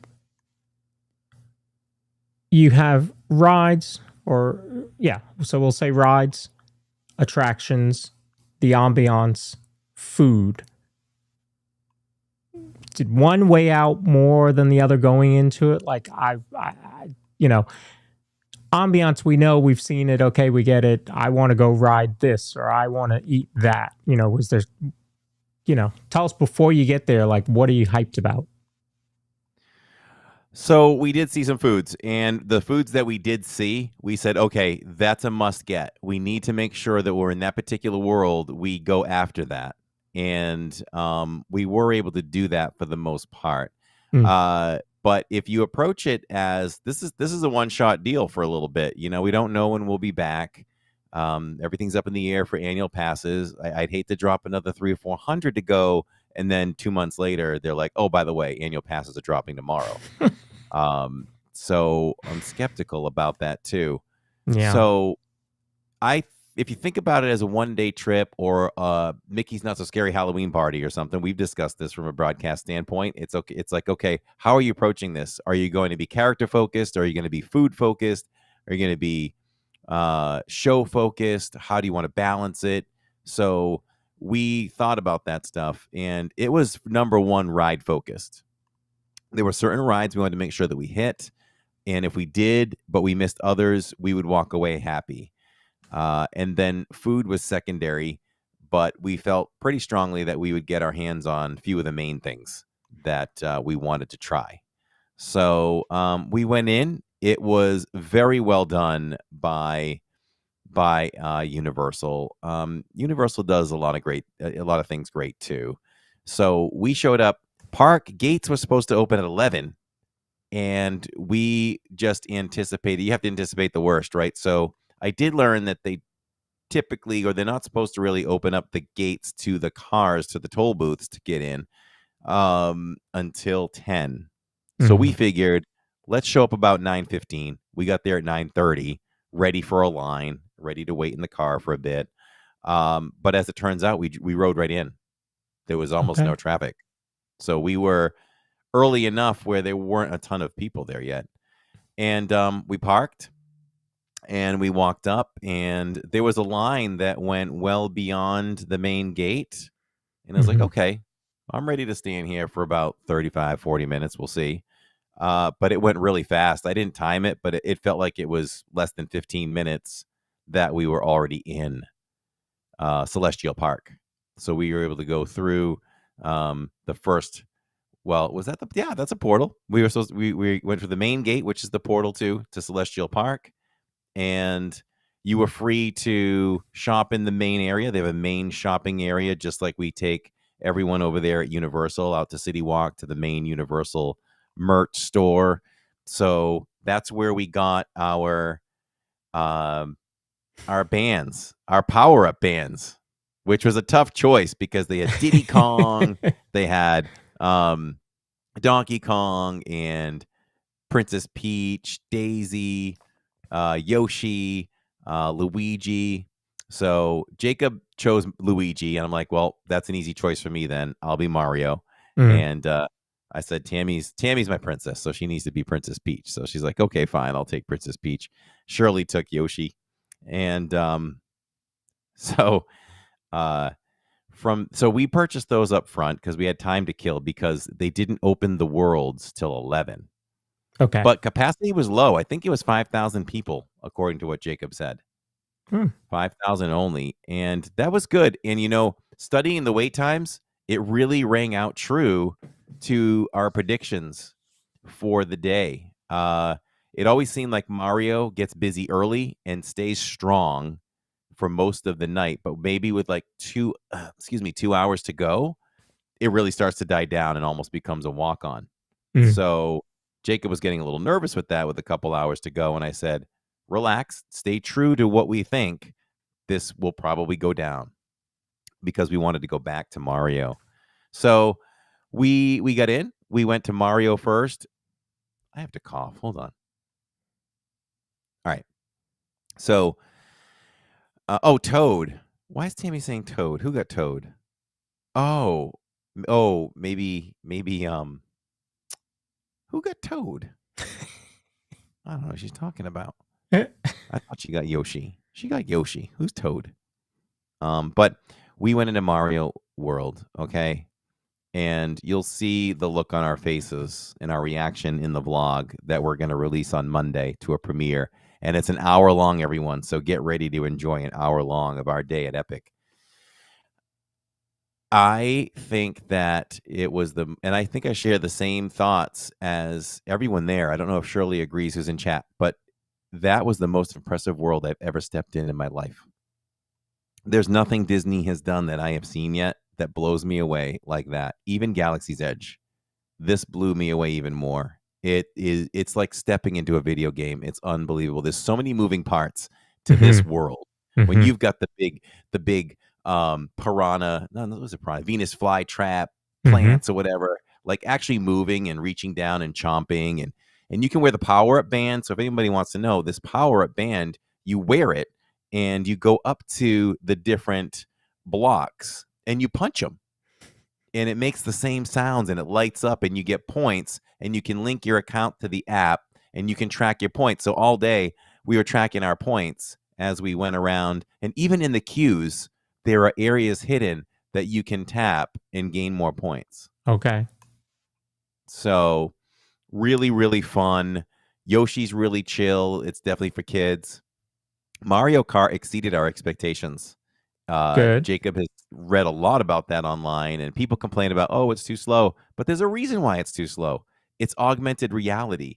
You wear these glasses, these shield in front of you, so you're sped up sometimes through the augmented reality. You're racing tracks like you're in Mario Kart, and that is fast. And you shoot your turtle shells and all that stuff, and you compete. And at the end, it's like Mania, where you get to see who had the most points. And I will say that Shirley blew us all away in the second ride. Yeah. Donkey Kong Country, another amazing area. Listen, we tried a Dole Whip there. That is one of the snacks I wanted to attack, and we did. And that snack is the best Dole Whip I've ever had. Jill agrees, but she says, except for the fresh pineapple Dole Whip in a Hawaii. And she's probably right. I'll give her the edge on that. But it's banana Dole Whip served in a waffle. Yeah, in a waffle bowl with a couple of sprinkles of caramel popcorn, which you could whisk away if you don't want that part. You get a special spoon, which they'll only give you 2 max. I was trying to get 3 so that we could all share, but they would only give 2. So, and it sits. So they take it and it sits. The waffle cone has a hole in it, and it sits on top of the cup, and below it's floating in banana Fanta. It's That's so cool. good that we got one when we first got there after we got off the Donkey Kong ride, which is fun. It skips the track. It's a really fast, shaky little coaster. Super, super cute. But as far as that dessert, we loved it so much. At the very end of the night, we went back to Super Mario World to do Mario Kart again, and Yoshi. And Jacob was like, okay, we get 9 minutes before we get Mario Kart. You want to go get another one of those? And I'm like, absolutely. So we bought 3 of them throughout the day. We've never bought more Dole Whips, at Aloha Isle or anything like that. Yeah. That snack is so good. So we highly recommend that. So then we went over to Dark Universe.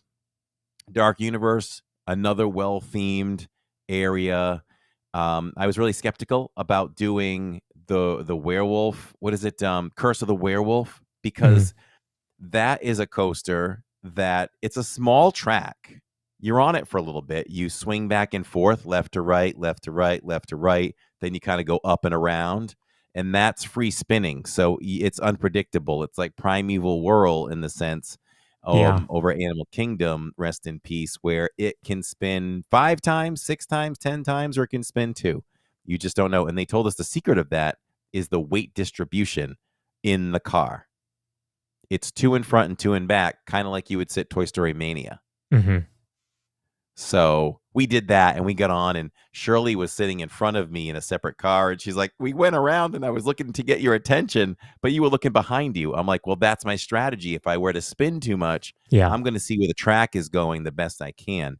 But my assessment of the spinning, because I almost didn't do it, but I actually took some Bonine for dizziness, just in case, because I really wanted to do that ride. And we studied it, and one person was twirling so much, but nobody else was. So I'm like, I'm going to give this a try. And I'm so glad we did. Loved that ride. I will do that again and again. Great ride. And that's the one. I can get all these names right. The Frankenstein ride. That, I will say, Jacob and Jill, I think, said that that's the best ride they've ever been on. The Frankenstein ride. And for me, it is so close. 1A, 1B between that and Ministry of Magic, right there. 2 of the best rides I've ever been on. That is the best Harry Potter ride in the world. Ministry of Magic is mind blowing. The queue is incredible, Yeah. and the ride itself is amazing. So that's a must do for anybody that goes there. And the Frankenstein ride, incredible. The animatronics in there, the fire, you got to go do it. Unbelievable. Oh, Jill got towed. That's right. I'm sorry, I forgot I left Jill out. Jill got towed later in the day. So, and I got people are not going to want to miss this in the vlog. You may have all seen the interactions with the Invisible Man Mhm. on social media. So Jill and I said we have to target the Invisible Man. This is going to be good. So he goes after Jill in the beginning for a little bit, and then he really goes off on me, nose to nose, for a couple minutes. So it is something you don't want to miss. It's a good scene, and it's good for the vlog. You all are gonna love that interaction. It will be right there with Donald Duck, but in a different vein. 'Cause he's an Okay. angry individual. He's an angry individual. But the setting is really great. They have a big well that just smokes, and we went to eat at the Das Steakhouse, STAKE, and we had the black burger. Mhm. Very juicy, very good. Steak fries seasoned well. The desserts are really good there too. We enjoyed the desserts too. They had a red velvet casket with maggots on the side, and that was really good.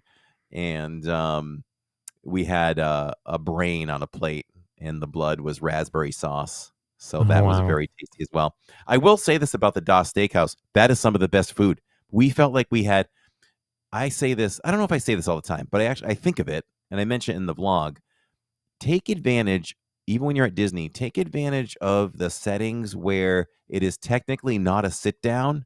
So you're saving money a bit, but you feel like you're at a sit down. You know what I mean? Yeah. Like you may go get your food, but you sit, and the atmosphere, it just feels like a sit down, and you can sit and enjoy good food. That's the way Das Steakhouse was. You scan the QR code at your table, and you place your mobile order right there at the table. They tell you to go right in and grab a table, and they bring the food out, and that food came out in no time. Custom cooked to the way you wanted it. That sounds good. Jill had some chicken on a stick. It was super seasoned. The food was very good. You could have closed your eyes and said you were eating at, I don't know, any local restaurant in town where you live. Quality food. Nice. Ministry of Magic, again, I said was amazing. Best Harry Potter ride in the world by far. And I love Gringotts. This just blows that away. The show, there's a show there too. Don't miss the Harry Potter show. Really good show. The special effects I thought were eye-popping. I thought they were fantastic. It's a circus show. And last, let me think. What am I? Isle of Berk. We ran out of time, so definitely we feel like it is a 2-day park for sure, Mhm. because we skipped a lot of the shopping, and we didn't get to eat as much food as we wanted to, because we tried to cram as much in one day as we could. So we missed a lot of the shopping and a lot of the different foods. There were foods we wanted to try in Isle of Berk, because the word is the best foods, I guess, are in Dark Universe in Isle of Berk. That's where you want to kind of set your plans to eat in the world. But Isle of Berk is better than I expected. I didn't expect to think too much of it, but they have a really cute boat ride where you have guns and you shoot targets, and if you shoot the wrong target, apparently it'll spray back at you. Oh. You don't get super soaked, I don't think, but you can expect to get a little bit wet. We just kind of looked at that one. We didn't have time for it, so we skipped it. There was nobody on it. There was nobody riding it with an hour to go. They have a coaster there at Isle of Berk that is like Hagrid's. Have you done Hagrid's? Mhm. It's like Hagrid's, but it's much smaller. It's probably shorter. It's shorter than Slinky Dog, not as high as Slinky Dog, but it's fast. That little coaster is fast. That's almost borderline. You might not put Finley on that. If she's okay with speed, then it's okay. And you get to meet Toothless on the ride and stuff like that, animatronics throughout the coaster ride, which we did not expect. We knew nothing about this coaster. So that was a lot of fun. And then the dragons that fly up and go low. I don't know if you've seen that one on social Yeah. media. I thought Yeah. that was one I would not do, but we kind of watched it. And I'm like, okay, I'm going to do it. And you can control it. It can be as mellow as you want, or you can mess with the flaps and lean to the side, and you can actually do a flip. So I felt adventurous. Once I got on, I'm like, oh, I'm flipping this thing. I am flipping this thing. And that was the reason why I didn't want to do it. I'm like, I'm flipping this thing. But it was hard to flip. And even a team member told me, who was much taller than me, he must have been 6'3" when I was leaving. He's like, did you have trouble? I'm like, yeah, I couldn't do it. They say, if you put the left wing down, you lean left and you'll flip. And he's like, I tried and I can't do it either. 17 times I've been on it, he said. So that would be a challenge to try to get that to flip. That'll be an accomplishment. But there are foods there we didn't get to try. There's like a hollowed out bread cone with like mac and cheese and peanut butter and jelly and pulled pork all in one sandwich, and we want to try something like that too. Celestial Park, the best coaster that I think I can collectively say with all of us, I guess is the last thing I'll say unless you have follow-up questions for Epic, is that Celestial Park has the dueling coasters. Mm-hmm. If you strip away the themes, right? Because Velocicoaster has a theme and Mine Train has a theme. If we're just talking straight track and how it runs, that's the best coaster any of us have ever done. It's fast, but it's dueling. So I really got a legitimate thrill from, we're corkscrewing on the way up. Mm-hmm. You're going up high. You're corkscrewing. And you look to your left, and all of a sudden, the other set of cars shows up beside you. They're just running side by side with you. It's like watching a NASCAR race, and you look at that onboard camera with the car next to them. They're doing 200, but they're side by side with each other. And at times, they would leave us, we would leave them, and then all of a sudden, they'd show up again, which was, I thought, so super cool. Best coaster. We did the green side. There's a yellow side. There's only a slight difference between the two. So when we go back, we'll do both of them. And it looks like it would be even more fun at night. But to travel with another set of cars now and then is pretty cool. Yeah. So all in all, and I can speak for everyone, Epic literally, and this is a few days removed. So and Shirley and I were talking today, we're still on the high, but at the same time, I've had time to step away a little bit and maybe cool down from the excitement. Mm-hmm. But Epic exceeded our expectations. Prepared to be overly thrilled and for it to exceed your expectations. It was better than we thought in so many ways. Can't wait to go back. Can't wait to get annual passes, because now it's a small park in my opinion. I think it's small, which is okay. It felt small to me, which is not a complaint, just an observation. You can really get around all the worlds pretty quick. So if I had to compare the size, none of them are bigger than Galaxy's Edge. Maybe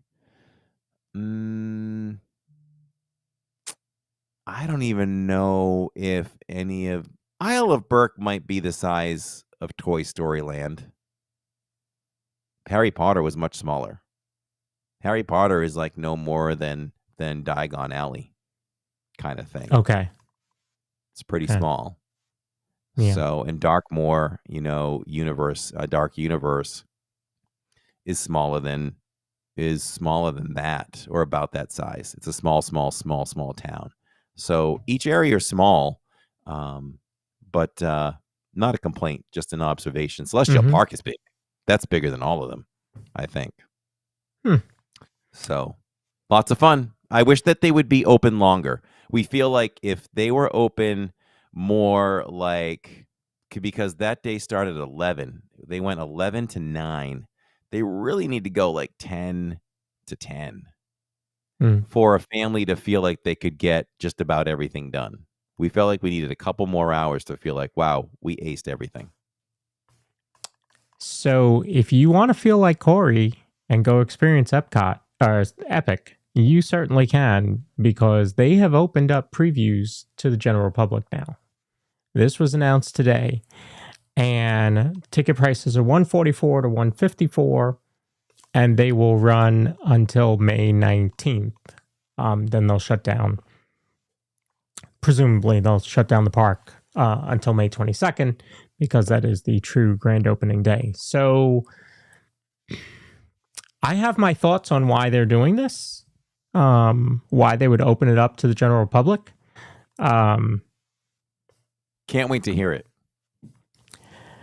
Okay, so I don't think that it's an issue with Epic, right? I don't think that they can't fill the park because of Epic. I think it's just because of the economy.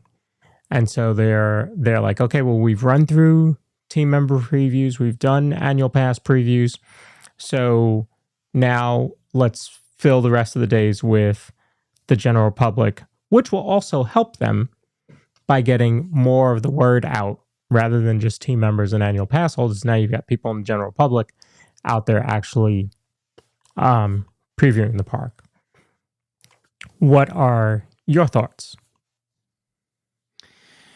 So I'll say Jacob's thought first. Jacob is really standing pat on his thought that they will not announce annual pass holder availability until a year from now. I got him to bend a little bit today where he said, well, maybe fall, Dad, maybe. But I feel like they didn't get enough annual pass holders to fill these days. So they're trying to make, I think they thought that they would sell out these few final days, and they didn't. So they really want to get that revenue. So they opened it up to the public. And for me, maybe it's more of hope than anything, but I feel like maybe that says, okay, maybe we're going to need to announce annual passes sooner than we thought, because we may not sell this park out every day from here to the end of 2025. What do you think? Now, obviously, you didn't ask people that were there. Oh, I did. I was like, have we heard any rumblings of any annual passes? They're like, no, we have heard nothing. No, I mean, like the people that were park goers, like you didn't question them and go, are you local or are you out of state?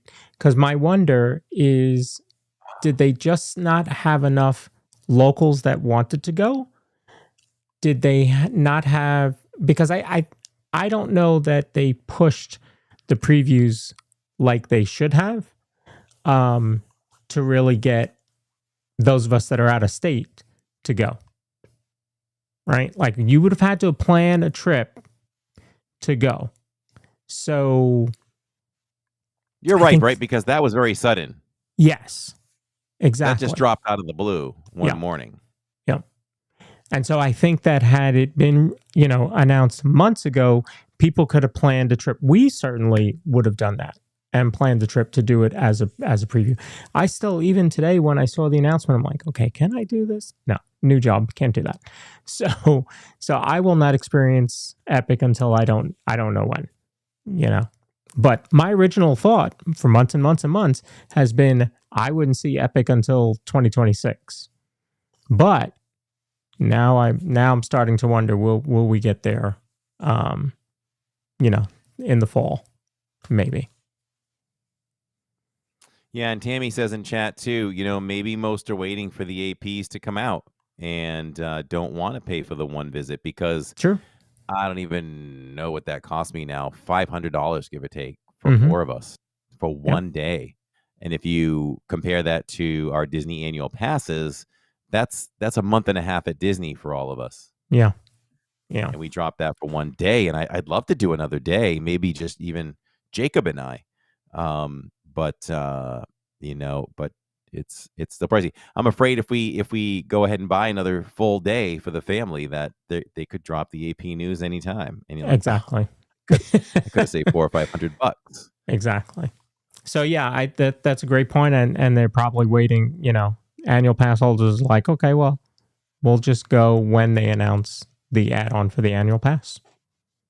Yeah, and I know history says, like out in California and all that they wait a year, but I don't think they're going to sit. I don't think so.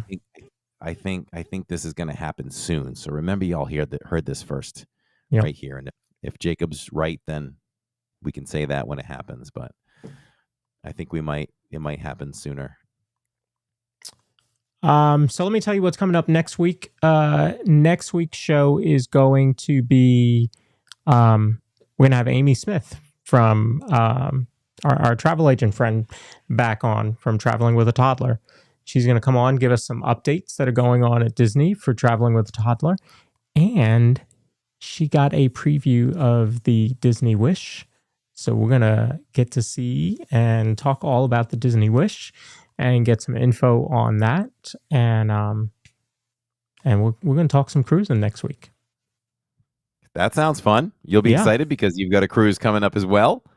I haven't solidified it, but yes, we should have a cruise coming up very soon. And funny enough, the ship that we would be on is the Brian. It's his Mickey on the front. So is it the Wish? Is it supposed to be the Wish? No, the Dream. Yeah. Okay. Yeah. So okay, we may be committing to another Royal Caribbean trip. See, we're going to talk all about cruising.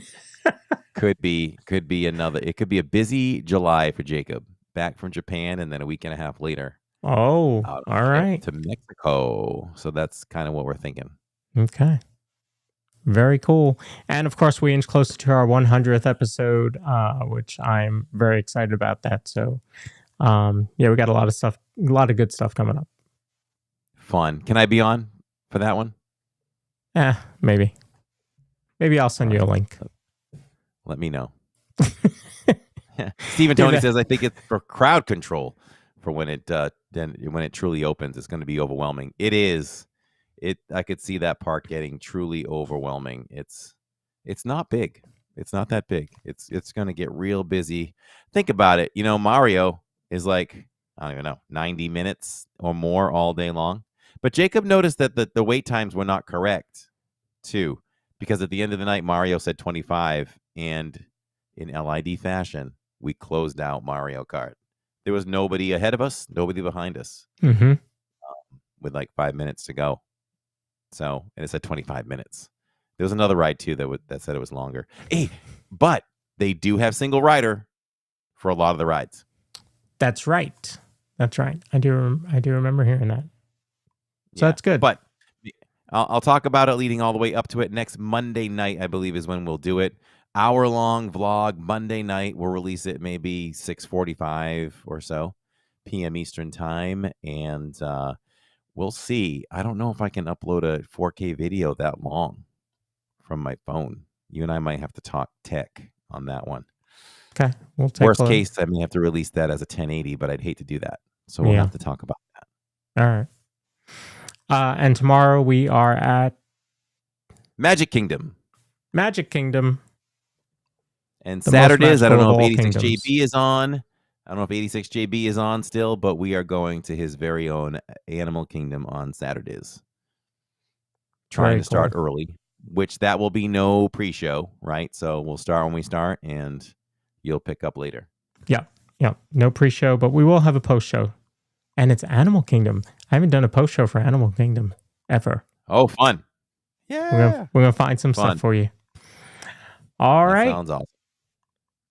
It's been a great night. Thank you all for joining us. If you enjoyed the conversation, make sure to hit the like button, comment, and if you're new, please subscribe. We would love to have you join the family. Definitely comment. It helps the podcast as well and the channel.